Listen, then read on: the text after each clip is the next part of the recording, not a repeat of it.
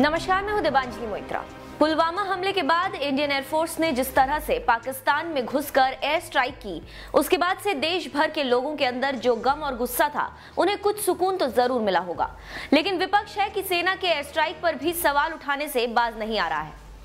अभी हाल ही में पश्चिम बंगाल की मुख्यमंत्री ममता बनर्जी ने बयान दिया था कि विपक्ष होने के नाते हम ऑपरेशन और एयर स्ट्राइक की पूरी जानकारी चाहते हैं। सरकार बताए कि कहां बम गिराए गए, कितने लोग उसमें मारे गए। इधर विपक्ष सबूत मांग रहा था तो उधर खुद पाकिस्तान और उसकी सेना बालाकोट में हुई एयर स्ट्राइक में किसी तरह के नुकसान की खबरों से इनकार कर रहा था।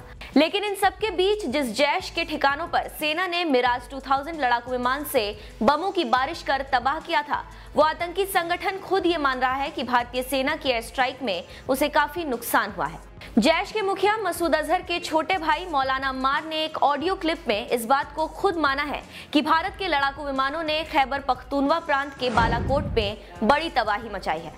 सोशल मीडिया पर वायरल हो रहे इस ऑडियो में मौलाना अम्मार मरकाज यानी धार्मिक शिक्षा के केंद्र पर बम गिराने की बात कर रहा है। इसके अलावा अम्मार भारतीय लड़ाकू विमानों द्वारा उन ठिकानों को तबाह करने पर बेहद नाराज नजर आ रहा है जिसमें जिहाद सिखाया जाता है। ऑडियो में मौलाना अम्मार ने कहा, आज जब दुश्मन पहाड़ों को पार कर हमारी जमीन में घुसकर इस्लामिक सेंटर पर हमला किया, दुश्मन ने खुद ही सभी सवालों का जवाब दे दिया है। दुश्मन ने जंग का आगाज कर दिया है। माना जा रहा है कि भारत की तरफ से की गई एयर स्ट्राइक के ठीक एक दिन बाद पेशावर में एक जनसभा में मौलाना अम्मार ने ये बात कही। मौलाना अम्मार ने कहा, भारत के लड़ाकू विमान ने किसी एजेंसी के सेफ हाउस को निशाना नहीं बनाया है, किसी भी एजेंसी के हेडक्वार्टर पर बम नहीं फेंका है। उन्होंने हमारे केंद्र को निशाना बनाया है जहां स्टूडेंट जिहाद के बारे में सीख रहे हैं ताकि वे कश्मीर के मुसलमानों की मदद कर सकें। अम्मार को ये कहते हुए भी सुना गया है कि ये छात्र कश्मीर के संकट को अपना बनाने के बारे में सीख रहे थे। ये किसी एजेंसी का जिहाद नहीं है कि वे अपनी सीमा से बाहर आए और हम पर हमला किया। भारत चाहता है कि हम उसके खिलाफ हमारा जिहाद शुरू करें। पाकिस्तान और पश्चिमी मीडिया में इस तरह के सवाल कई बार उठ चुके हैं कि क्या वाकई में भारतीय कार्रवाई में आतंकी ठिकानों को नुकसान पहुंचा है। लेकिन मसूद अजहर के छोटे भाई की रिकॉर्डिंग इस बात को मान रही है कि आतंकी ठिकानों को पर्याप्त नुकसान हुआ है। आप भी सुनिए ये सोशल मीडिया पर वायरल ऑडियो। आज दुश्मन ने इन सारे सवालों का जवाब खुद दे दिया। आप अपनी किताबें उठाकर दोबारा से अपने एतराजात को खंगालिए। मैं मान लेता हूं कि कल से पहले तक जिहाद फर्ज़े किफाया था, लेकिन जब दुश्मन अपनी सरहदें पार करके इस्लामी मुल्क में दाखिल हो गया, उसके तैयारों ने मुसलमानों के मराकिज़ पर बमबारी कर दी। दुश्मन की तरफ से ऐलान जंग हो गया। अब दुनिया की कोई किताब उठा के लाओ और बताओ कि जिहाद अब भी फर्ज़े किफाया है या फर्ज़े अहम हो चुका। जहां तक तुम बात करते हो कि ये जिहाद एजेंसियों की लड़ाई थी, इंडिया के तैयारे किसी एजेंसी के सेफ हाउस पर आकर बमबारी करके नहीं गए।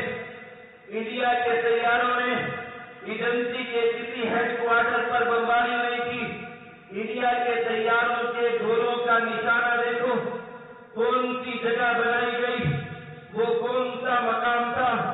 वो जगह थी जहां एजेंसियों की मीटिंगें होती थी, या ये वो जगह थी जहां सारे दिन बैठकर अल्लाह और रसूल की रोशनी में जिहाद को समझते थे, कश्मीर के मुसलमानों की मदद को अपने लिए फर्ज करार देते थे, कश्मीर की माँ और बहनों के दर्द को अपना दर्द करार देते थे।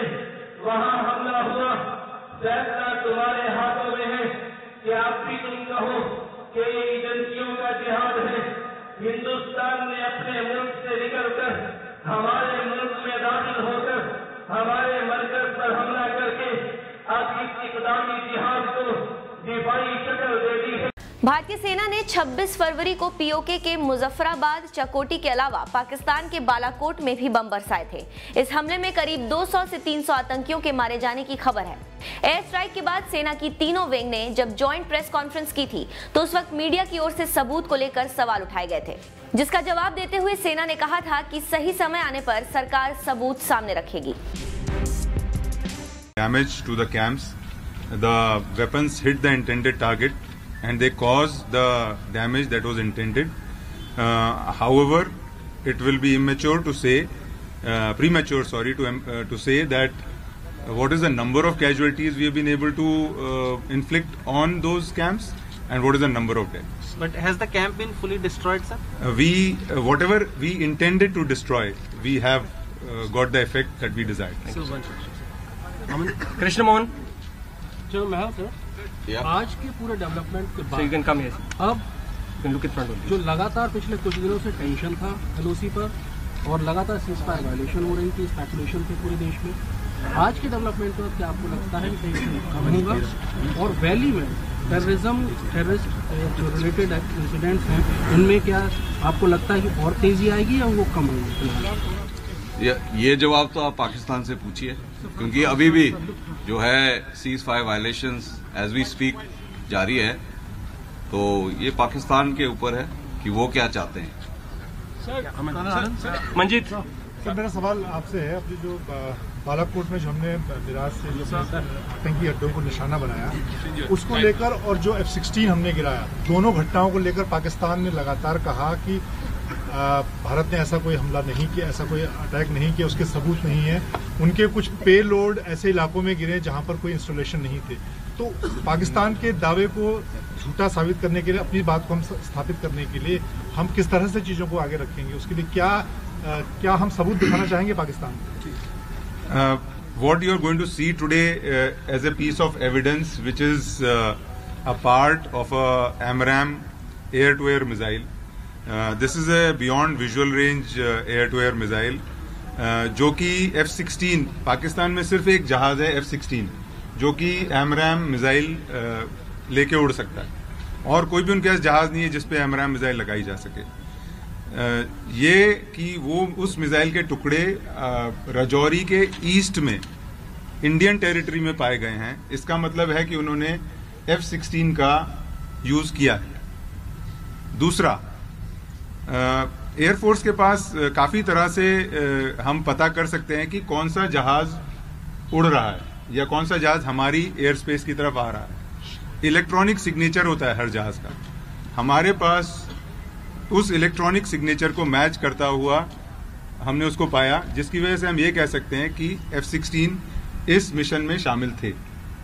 तो ये एविडेंस है कि और एक AMRAAM का जो पीस हमको मिला है यहाँ से वो।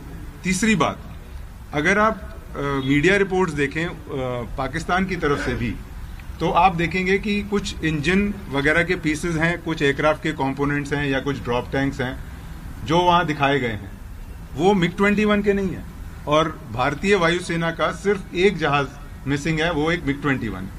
तो इन सब चीजों को देखते हुए ये कंक्लूसिवली कहा जा सकता है कि F-16 को यूज किया गया। और बालाकोट के मामले में वहां पर जो हमने आतंकी अड्डों को नष्ट किया, उसको कैसे स्थापित करेंगे? हमारे पास, मैंने जैसा कहा पहले कि हमारे पास एविडेंस है कि जो हम करना चाहते थे, जो हम टारगेट को जितना डिस्ट्रॉय करना चाहते थे, जो इफेक्ट हमको चाहिए था, वो हमको इफेक्ट मिल गया। अब वो गवर्नमेंट के ऊपर है कि हायर लीडरशिप पे कि किस तरह, कब और कैसे वो एविडेंस देना है या नहीं दिखाना। Rahul, So my question is, if you could just tell us what was the Pakistani Air Force strike package like, and what was our strike package, and which were the other aeroplanes involved in, fighters involved in the Pakistani strikes? See, there are various operational connotations to your questions. So on the operational connotations part, I will not go into specific numbers and types and what happened and what did they do. However, suffices to say that the Pakistani package comprised of F-16s and JF-17s and perhaps some Mirages, and we had scrambled MiG-21 Bisons, Su-30s and Mirage 2000. So that was the forces that we opposed. So which Mirages were these? These were the upgraded Mirages. No, the Pakistani Mirages, 3-5. That I can't say. Shreya. Can I step forward? Sir, good evening. Sir, I heard your cryptic statement, just trying to understand what you were saying. What are the forces saying in response to Pakistan sending back Wing Commander Abhinandan without any conditions? Are the forces grateful that that it is a gracious gesture? And B, what else are you saying? Are you saying, okay, you're sending him back, but we don't trust you, so our guards are up? Because you're clearly saying there's no de-escalation on the border or as far as our airspace is concerned. As far as the Indian Air Force is concerned, we are happy that our pilot, who had fallen across the line of control and was in the custody of Pakistan, is being released. We are extremely happy to have him back. We want to see him back. Once he reaches back, once he's handed over to us, we will then further make any more comments. Do you see this as a goodwill gesture, sir? We only see it as a gesture which is in consonance with all Geneva Conventions. Sir, just a follow-up. When can we expect Colonel Anand, okay, one last question. Nandita, you have the last question. Sir, when can we expect Abhinandan? We are awaiting the evidence, so kindly cooperate. Yes. Sir, what does our intelligence suggest? Because today, under international pressure, have they started taking any steps to dismantle the Jaish-e-Mohammed, or have they still not? What is our intelligence suggesting? We can't share the intelligence with you, Nandita. Thank you. Sir, that will be all. That will be all now. We'll now be presenting the evidence. Thank you very much, sir. Yes. Just hold on. We are showing some. Yes. Please hold on. Please hold on. Please.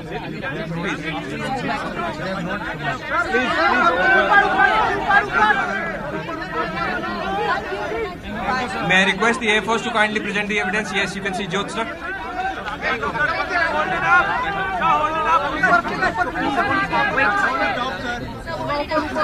Sir, आगे आ जाओ.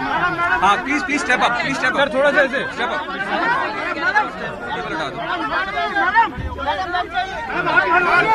up.